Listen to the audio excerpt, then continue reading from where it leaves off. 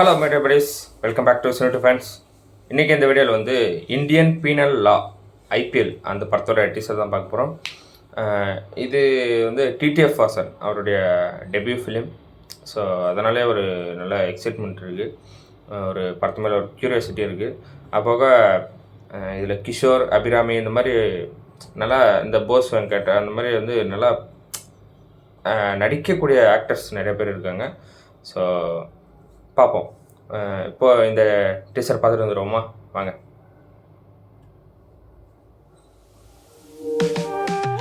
உனக்கு ஒரு பொண்ணு பிடிச்சிருந்தா எப்படி ப்ரப்போஸ் பண்ணுவ? எல்லாரும் ரோஸ் கொடுத்து தான் ப்ரப்போஸ் பண்ணுவாங்க.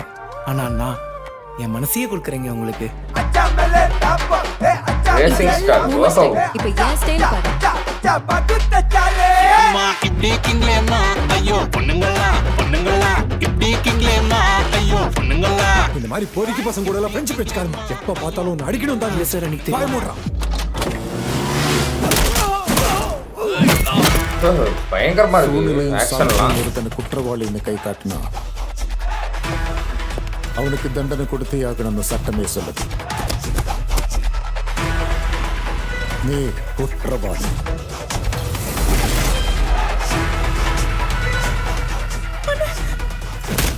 நீங்க அடிச்சடில செத்துறா சார்.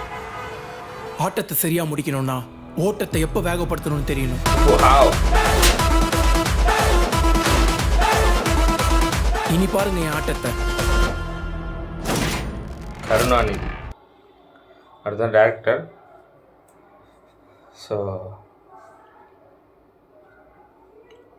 உண்மையாகவே சொல்கிறேங்க, உண்மையாகவே வந்து டீசர் வந்து செம்மையாக இருக்குது.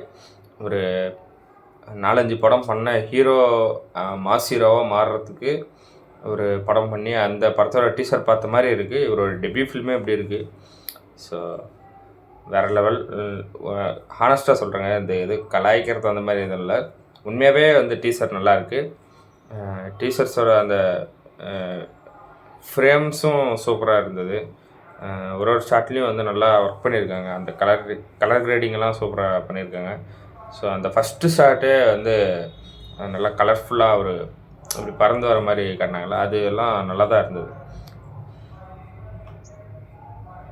ஓகே, ஏன்னா இவரை வச்சு படம் பண்ணணும்னு நினைக்கிறேன். எல்லாருமே வந்து ஒரு mass hero, mass commercial film பண்ணணுன்னு தான் நினைக்கிறாங்கன்னு நினைக்கிறேன். ஏன்னா இதுக்கு முன்னாடி மஞ்சள் வீரனில் கமிட் ஆகிருந்தது. அதோட ஃபோட்டோஷூட்லாம் பண்ணி ஃபஸ்ட் லுக்லாம் ரிலீஸ் ஆகிருந்தது. அப்புறம் ஏதோ ஒரு காரணத்தினால அவர் அந்த படத்துலேருந்து விலகிட்டார்.